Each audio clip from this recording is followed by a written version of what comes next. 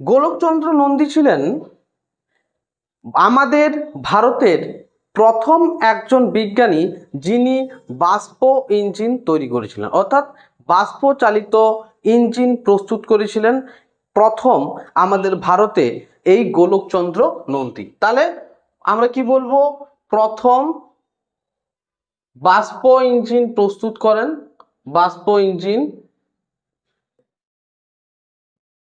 তৈরি করেন কে? গোলকচন্দ্র নন্দী প্রথম বাষ্প ইঞ্জিন তৈরি করেন।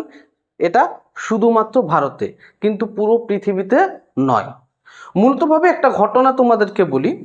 1820 খ্রিস্টাব্দে ইংল্যান্ডের প্রস্তুত হওয়া বাষ্পচালিত ইঞ্জিন ভারতে আনা হয় এবং সেই ইঞ্জিন পরিদর্শন করে তাকে অনুকরণ করে এই গোলকচন্দ্র নন্দী প্রথম